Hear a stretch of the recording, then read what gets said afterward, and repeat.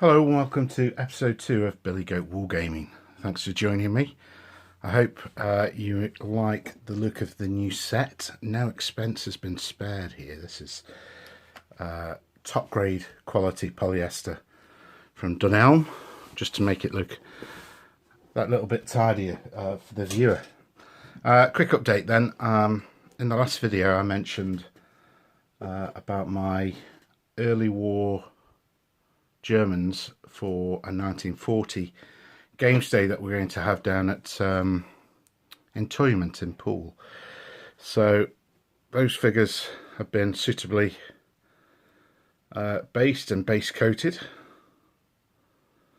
I've got basically all the infantry I'll need, which is about 60.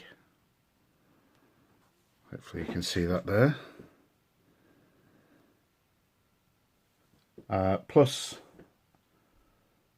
I think 4 LMG teams. I'll need probably 12, so I need to get a few more of those, plus a company commander, plus some light mortars which will go into each platoon. For those of you don't know, Poor Bloody Infantry, or PBI, excuse me, as it's known by Peter Pig, is a company sized game. So you're in control of a company on the table, with some supports, and that can be anti-tank guns, it can be tanks, it can be armoured cars, and there's a points list to make sure everything's fair. Obviously you can play historical scenarios if you wish, but for the games days we generally play pointed games just to make sure that it's a level playing field. But it does create, the game creates a attack and defence type scenario, so one player as the defender will be at a slight disadvantage initially with fewer troops on the table.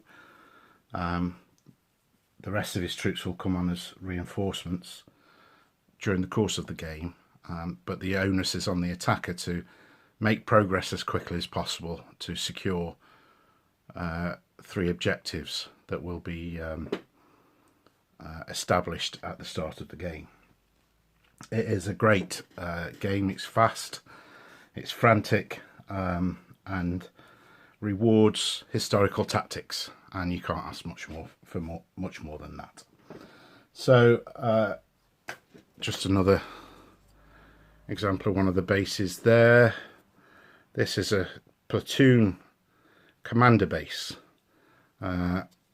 designated by the 4x3 base that it's on, and 2 figures with the platoon commander there, and one of his NCOs most likely alongside him. So just to point out one thing for these, normally I will base my figures on the plastic card that Peter Pig sell, which is ready cut to either 3x3 or 4x3 or 4x4. The company commander who was on the table during the game is on a 4x4 base, and you can put for the Germans for example, I might put a Kubelwagen on there, or a Kettengrad, along with a dismounted figure, just to make him stand out a little bit. So I normally use these plastic card bases that Peter Pig sell. I have in the past used MDF bases from War Bases, which are excellent as well, and in the comments of the last video somebody mentioned about the round cornered bases that I use. I do that just because I think it looks nice. It's got no effect whatsoever on the game, so they're very nice. And in fact sometimes with the plastic bases from Peter Pig I will just cut off the corners of these just with some clippers of the plastic card bases, just to make it look a little bit softer, I think is the feeling on the tabletop, rather than these sharp angles. However, I'm sticking with the sharp angles for this army because I'm using something different to base these with, and that is these metal bases, which are 3x3. Now, oh good grief, I've got, this is really quite heavy. I'm not sure what the weight is. There's a 4x4 base, there's only a couple of those in here, and the rest are 3x3 bases. Now when our club moved premises 2 or 3 months ago now. These were found in a cupboard, cut by an ex-member who worked at a sheet metal factory.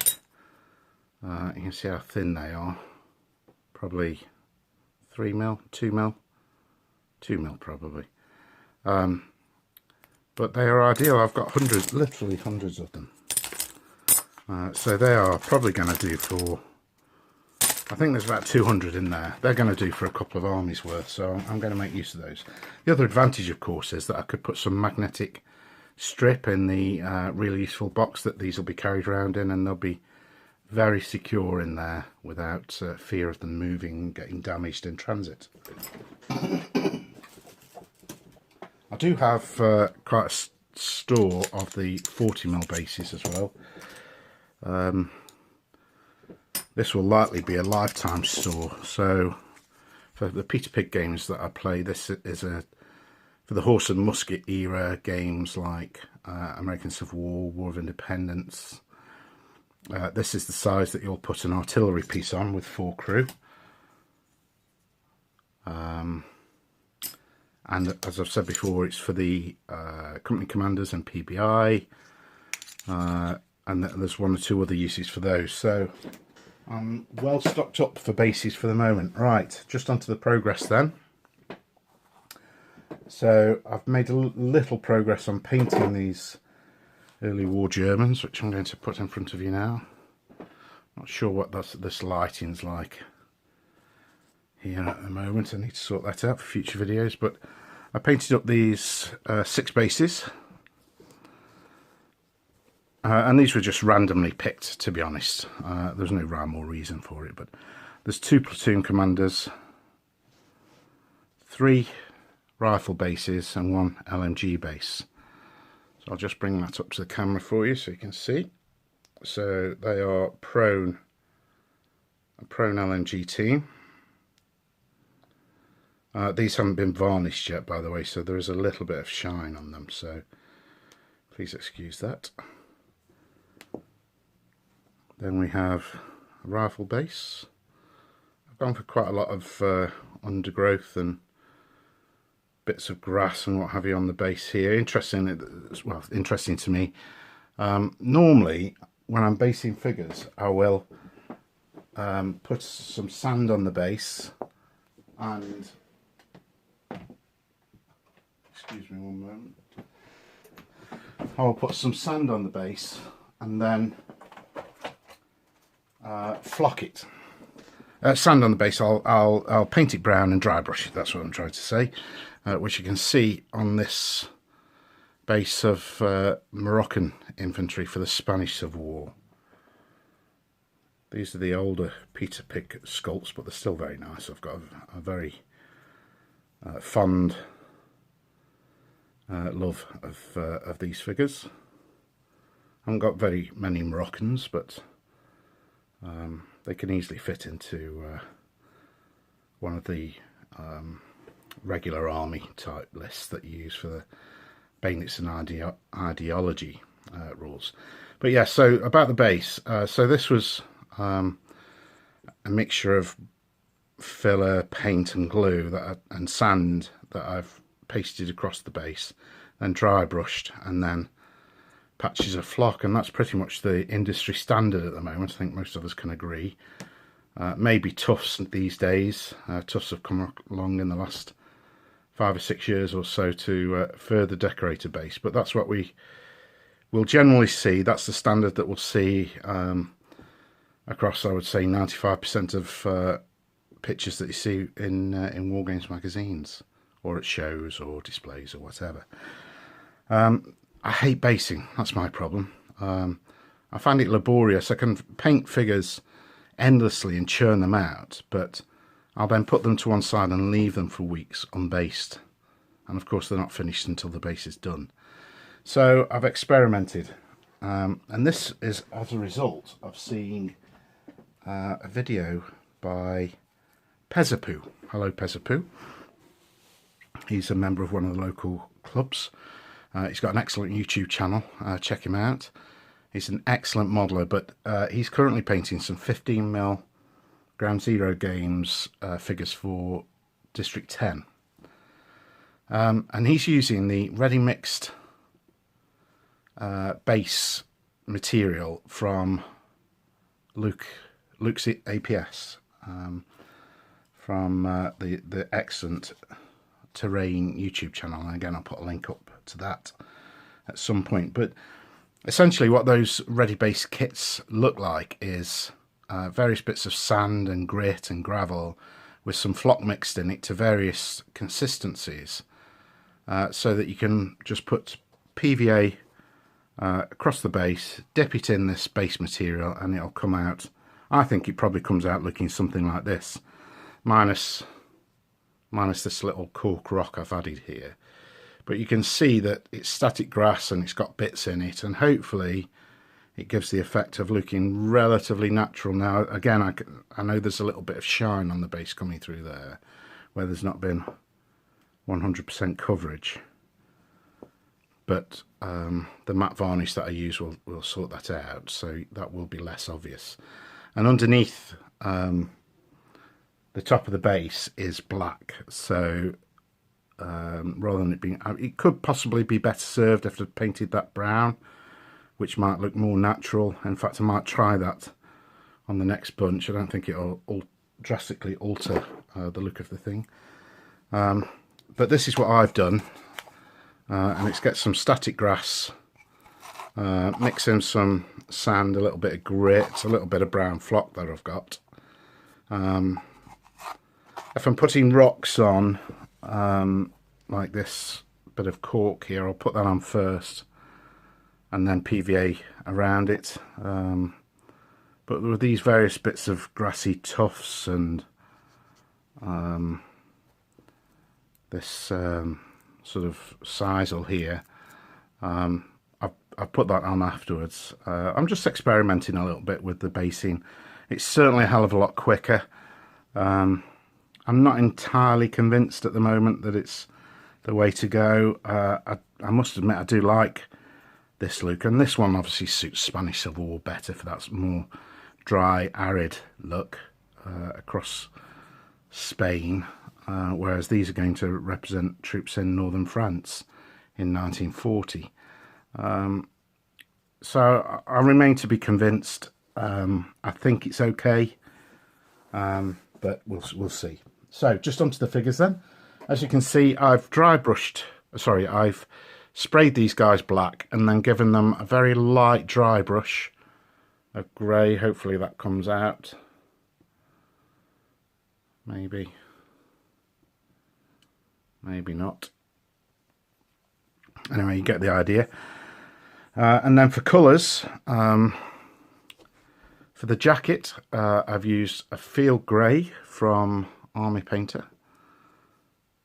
Just painting the bits of the jackets that you can see. Obviously the backpack here with the gas mask and bread roll and canteen covers up the back of the figure. So it's a really quick process of just doing the sleeves there and picking out the bits on the front of the tunic.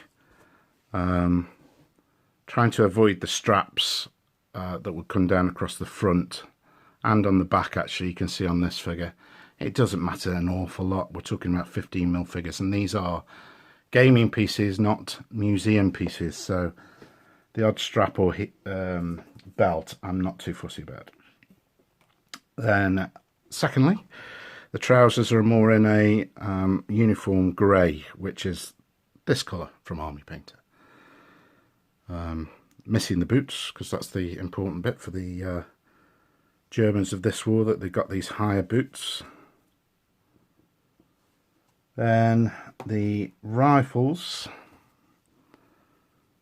are blocked in using fur brown, which is a reddish kind of brown. I think it looks really good for rifles and weapons, and also the entrenching tool there.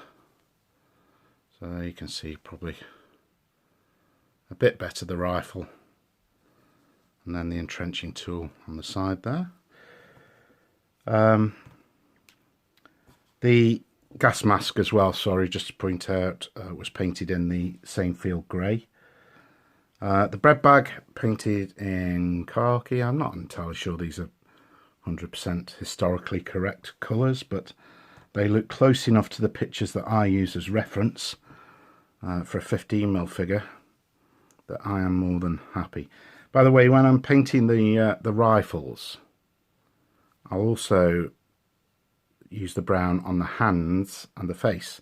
And if you can see it, the hair, but it's very rare that you can see the hair on the back of these figures because of the helmet. And then for faces and hands, it's a barbarian flesh. Again, from Army Painter. These are pretty much all from Army Painter apart from the khaki. And then for the gunmetal, now I know there's debate over whether we should be using metal or silver paint for gun barrels, etc. And I'd like this sort of stylized look. I think that's what it is. These are gaming pieces. I want them to look nice, but it's my choice, my figures, I guess. And then for the rifle barrels, this is actually plate mail metal from Army Painter. Then the magic happens with this, which is this has been a bit of a revelation actually. It's called Military Shader from Army Painter. It's sort of a browny green is the best way I can describe it, or a very dark olive wash, and it just suits these figures really well. And so the whole figure, I say the whole figure, the skin areas I've missed where possible, but the rest of the figures had this wash of Military Shader from Army Painter. I then used Flesh Wash, believe it or not, on the flesh. And then just to touch things up, I've done a very light highlight with field grey again on the tunic and uniform grey on the trousers and the helmet. Actually, I missed off the helmet, so the helmet has had a little highlight, but these are really quick to knock out. I think with a concerted effort of a full day of painting, I'd get the rest of the platoon done in no time at all. So that's where we are. I just need to purchase a little bit more with the LMGs, the mortars, company commander with a Kubel wagon, and then maybe a couple of Panzer IIs, a couple of Panzer IIIs, and we'll be done and ready to push the BEF back to Dunkirk in no time. Thank you for all the comments and encouragement that people have given me in the comments on YouTube. That's been really great. And thank you to everybody that's subscribed. I've been overwhelmed really with the amount of subscribers. I think it's over 20, maybe getting on for 30 now actually. But that's great. Just want to spread the word really about, in the main, 15mm, but any sort of historical gaming. As I've said, historical gaming is the main purpose of this, but we'll see where we go. All right, I'll catch up with you next time. Thank you.